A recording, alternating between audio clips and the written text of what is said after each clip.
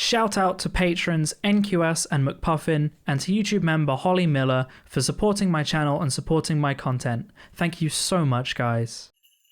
How's it going, everybody, and welcome back to a slightly different video today. Today I am going to be looking at the hashtag DnDTag, which was a tag started by a YouTuber called Ginny D. I discovered this tag through her collaboration with Sherlock Holmes. I recommend both of those channels. Go check them out, I'll put them in the description. If you need to know any information about D&D as a whole, both of their channels are great ones to look at, definitely worth checking out. Or equally, I have a video on my channel talking about what exactly D&D is, featuring my good friend George. So go check all of those out. We're not even a minute in and I'm already plugging. Wild. Anyway, the D&D tag is a selection of questions about your D&D life, and I'm going to answer them because I think it makes an interesting video and I have some funny D&D experiences to talk about. So let's get into it. So the first question is, what was your first D&D character? Now for me,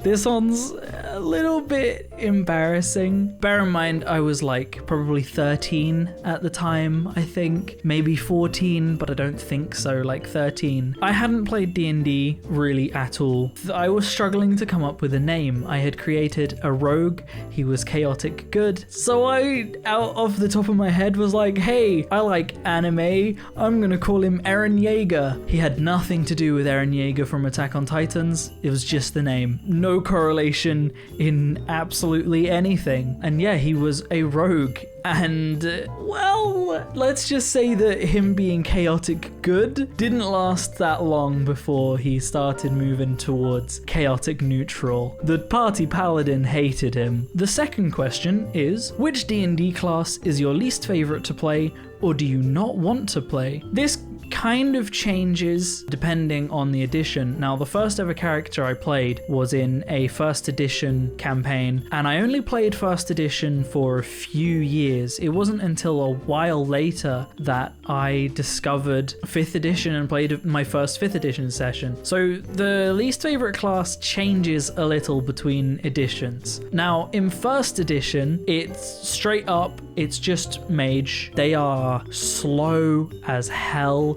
The spells are, especially starting off, the spells are garbage. I mean, it snowballs and they get pretty good late game, but starting off, you have like one spell slot and they don't get cantrips in first edition. So when you fire off that first magic missile, that's you out for the fight until you're like level 4, and then you can do more stuff. So I'm not a fan of mages in first edition. In 5th edition, they've fixed the spell casting. I love the spell casting in 5th edition. So in 5th edition, I think my least favorite is just the bog standard fighter. Now, there are archetypes which change that. I mean, Matt Mercer's gunslinger is brilliant, but fighters are kind of just a bit boring to me. I find them kind of dull and generic, and I just don't really enjoy that, you know? I like playing something a bit more spicy, like a sorcerer or a warlock, you know? Number 3, what D&D spell would you most want to have in real life? That one's a difficult one, because there are a lot of spells. And I mean, you could go the complete evil route and be like, I want the apocalypse, I want to wipe out cities, you know, meteor swarm or that kind of thing. But really in real life, they have very little application. Something like teleport, however, there's a lot you can do with that, you know? You can rob some banks and nobody ever has to know you were even there. You can hop between countries. Like, something like that starts to be pretty interesting, you know? Also, Summon Familiar, that one's gotta be up there as just a real great spell, so, you know, that's there as well, I guess. By the way, if there are any internet, YouTube or Twitch DMs out there that are looking for a new player, I'm open to play in a campaign. I haven't played in a campaign in ages. Been a while, honestly. This last year has been a mess, so if anybody needs a player, hit me up, you know? I can play some interesting characters. I've got a few up here that would be fun. Nobody? Okay. Question 4. What's your favorite D&D monster? This one is an interesting one for a couple of reasons to me. The monster itself is the Oblex, because its design is just really cool. It's this massive goo that can take the form of humanoids and creatures to lure them in and kill other creatures. And that is really cool. It can mimic voices and stuff. But the story behind this monster is also really interesting because it was created by a Make-A-Wish kid. I can't remember his name. I'll put it up on the screen. But yeah, it was his Make-A-Wish to make this monster, and it ended up in D&D, and it is a really cool monster, and it's just one of my favorites. Now, the story with this is that I was DMing, and there was this dungeon underneath a house that this party went into, and there was an Oblex in there, and they just completely just ignored the room it was in. They didn't even know it was in there. They just went straight past, completely ignored that whole section of this underground dungeon and never saw the Oblex. That made me sad. That made me real sad. What's your favorite NPC/villain that you've encountered/created? Ooh. Now, again, this one, there's a couple that come to mind right off the bat, you know? There was this gnome that we encountered. Oh geez, I can't remember his name now. There was these two chaotic gnomes, and one of them was a wizard and one of them was a rogue, and the rogue never talked and the wizard talked too much, but he had a magic stick. His whole thing was he had a magic stick and he would hit people with it and things would happen. We had people get polymorphed, we like all sorts, and he was incredibly powerful, and if you needed something from him, asking him wouldn't get it. However, if you baited him, if you were like, hey, I bet you can't do this thing, then you know that he was gonna do it. The best story we had was he wanted to hit one of our characters so hard, he did a lap around the Earth, or not the Earth, the planet, and we didn't see him for a couple of sessions. He just runs off, and then a couple of sessions later, out of nowhere, one of the characters just goes whomp on the back of his head, and it just goes down as this gnome turns back up. It was pretty funny. They were pretty good characters. Now, one of the ones I created that I really liked was in the same session the Oblex was in. The characters infiltrated this base of enemies and they walk into a kitchen where this guy is preparing food, and they just full on Hitman style like poison all the food. But by the end of it, they have this chef wanting to leave with them. He's like, you know what, just take me out of this place, I'll join you guys. And that was really fun. He was this big, I think he was a half orc, so that was pretty fun. That was an interesting character, and the way it just happened with the party, they spiked all of the food for this whole building full of soldiers, not with poison, mind you. This was a sci-fi session, and I had created a drug called glitter stim that was like alcohol mixed with heroin. So you drank it and it got you completely wasted like immediately, and one of our characters was addicted to this, so he had a lot of it on him, so he spiked all of the food and all of these soldiers are just out of it, and the chef was just in on it. Question 6. Has one of your characters ever died, and what killed them? I've had a couple of characters die. In first edition, death isn't such a big deal, because if you have a cleric, it's not that long until the cleric usually has resurrect or an ability like that. In 5th edition, it can be a bit harder sometimes, but it's still not a huge problem all the time. I do like in sessions when you create that limit to make it harder to resurrect people. Anyway, that's not the question. I have had a couple of characters die. Eren Yeager, my first ever character, definitely died a couple of times. There was a character I had called Marlene, who was a Dampier, like a half vampire, and she was an illusionist. And she was pretty chaotic. She was a bit nuts, and she runs off on her own and goes into this room where a whirlwind suddenly picks up. Now, there's a thing in first edition where if an illusion happens, you can try and disbelieve it, and if you make the roll, you disbelieve it. I didn't make the roll, she died.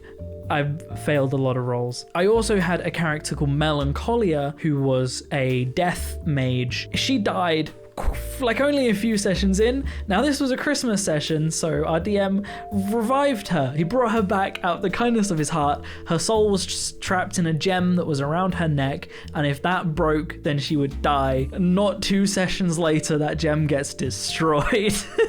What's your best natural 20 story? Now we're going back to Eren Yeager again here. I've brought him up a lot, but quite frankly, this story is brilliant. There was an enemy I had managed to creep up behind, and I went for the attack, and I rolled a natural 20. Now in first edition, or at least the way we played it, if you roll for double and get double, you can roll again, and if you manage it, you get triple, etc. It keeps on going until you don't roll that 20. Now, I got quad damage. I rolled that well, right? And I land this huge attack on the back of this creature that hadn't seen me with quad damage. The creature detonates. I take all of the damage I just dealt to that creature back. It was a trap. It wasn't a real creature.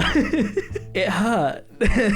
What's your best natural 1 story? Now going back to Marlene, that room with the hurricane in it, the whirlwind thing that I rolled to disbelieve on, I rolled a 1. Now the DM didn't want to immediately kill me, so he gives me a chance to grab onto something. I roll a 1, I fail.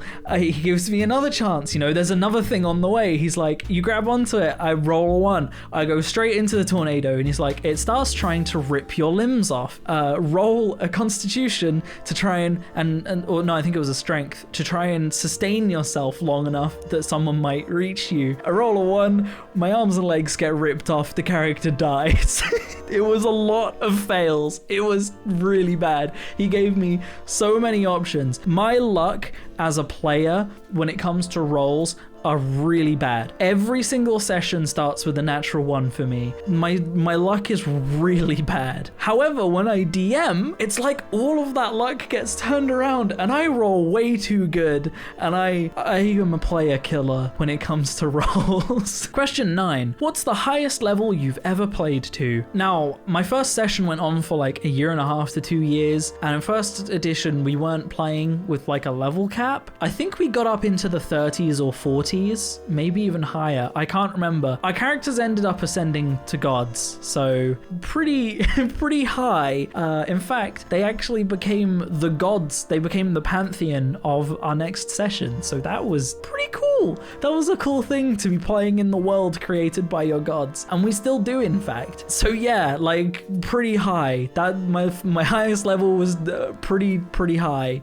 Too high, in fact. What's your favorite magical item? Now this one's hard. I'm not gonna go with standard magical items. I'm gonna go with like homebrew magical items, because we've had some really cool ones that my characters have owned. So the first ever session that I was playing Eren Yeager in was DM'd by my friend's dad, who was like a D&D veteran. Now he brings these daggers in.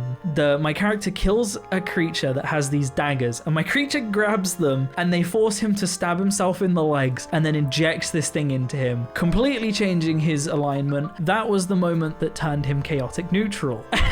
It wasn't my fault, guys. Now these daggers could only be wielded while chaotic neutral, and they were called Mayhem and Bedlam, and they were the epitome of insanity in these 2 talking daggers, and it was just absolutely insane, and I loved it. Now on the flip side, I had a ranger called Rintalkia. Now she was created for the next session in which these characters were the gods, and in fact she was actually the daughter of Eren Yeager, or at least Eren Yeager created her, and he had the ability to possess her and control her. Now that had a couple of things come up in the party, but anyway, Rintalkia was a ranger, and she finds this bow. She was lawful good, by the way, and she finds this gauntlet that was called Serene, and when she held out her hand, this energy bow would appear, and when she does this, she could draw an energy arrow, and it had this person inhabiting it called Serene.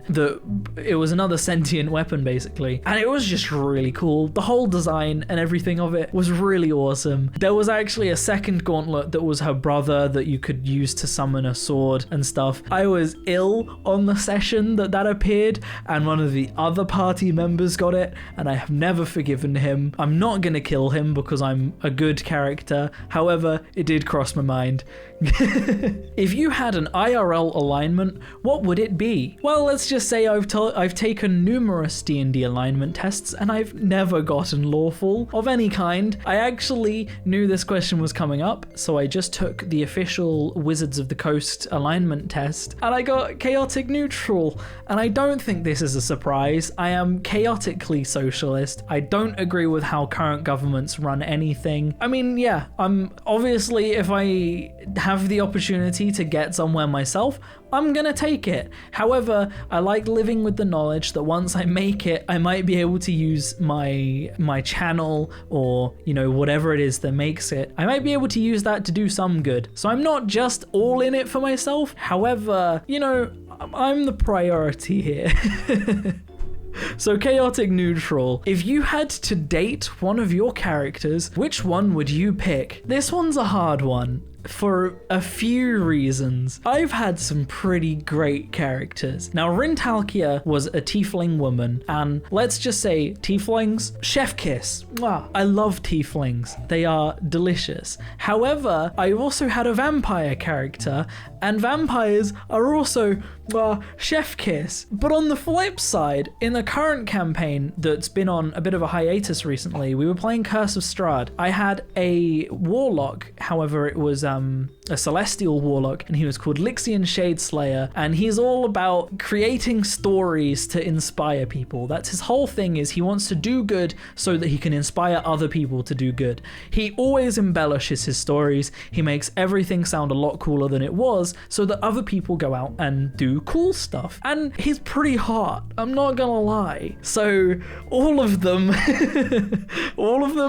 except for Eren Yeager, because he became a chaotic evil god, and I'm not about that. Is there a character you want to play but haven't had a chance to play yet? There are so many characters that I want to play and haven't had a chance to play yet. If anybody's DMing out there, hit me up. So I guess I'll talk about a couple of the main ones right now.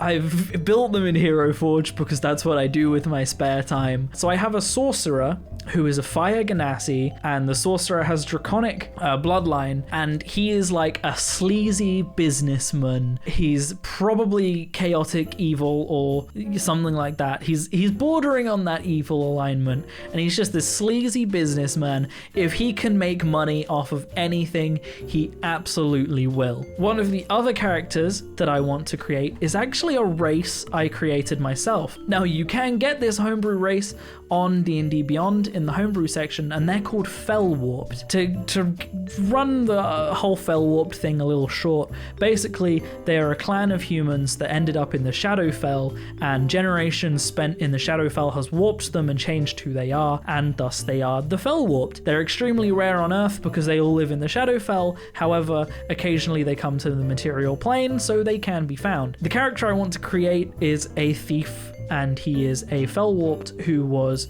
exiled from the Shadowfell by his clan, and he's just chilling on the material plane, as you do, and I think that could be quite fun. I also want to play a monk with the dragon tradition, because they are just really cool. I have pictures of all of these characters made in Hero Forge. I'll put them on the screen as I talk about them. The monk is just pretty cool. So yeah, I have a couple. Not to mention I have a folder of art that I find online and go, I want to play that as a character. I want to play that as a character. I want to play that as a character. I need something else to, I need sessions to play them.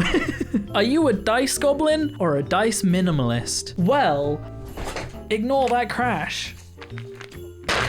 This is full of dice. I am most definitely a dice goblin. I rarely buy dice on their own, by the way. I buy them in sets. So for example, I have this pink and black set, which you can't really see very well. And my camera doesn't have autofocus, so you won't. I also have an Elvish set and like a Clockwork set, but most recently I bought a metal dice set, and I haven't had the chance to play it yet because there have been no sessions. Here is my metal dice set, and I really want a session to play these in. So yeah, I am most definitely a dice goblin. I buy way too many dice. Please help me. It is a problem. It's honestly, if I had more money, I would have more dice. Just know that if you support the channel, you're not supporting my content, you are supporting my addiction. Oh, I dropped dice. No! That's a lie. This is the first dice set I've bought in a year. But yeah, honestly, I would buy dice way more often if I could. Now, the final question. What rule or mechanic have you never quite wrapped your brain around? For me, it is equipment. Not like weapons and stuff, like artisans' tools, you know, that kind of thing, because I don't know how they work. I've never found in the rule books how you roll for them, what you roll for them. If you do an art painting with some arts tools, do you roll a dexterity for the stableness of your hand? Do you roll a wisdom for your ability to perceive what you're drawing? Like, what do you roll? I don't know, and it confuses me, and I played a whole character around it. I played a Warforged called Ward, and he was one of those Warforged that has a tool built into him. He had painter's tools built in, so he could just go whoop. He also had 4 arms, so he could paint really fast. I don't know what I was supposed to roll to paint. I think we went with dexterity, because that was his best stat. He painted some pretty cool stuff, but ultimately, we just had to homebrew that, because no one knew. We don't know what rules that is.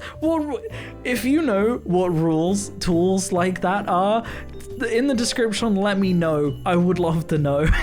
Anyway, that's where I'm gonna wrap up the video, because that is all of the questions. This was the DnDTag created by Ginny D. Go check out Ginny D and also Sherlock Humes, because they are both really awesome YouTubers who talk about role-playing games and cosplay and all kinds of stuff, because it's really cool.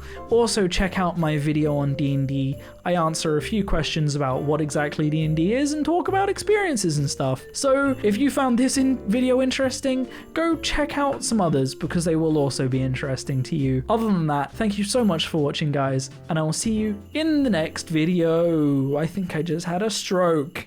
Peace out.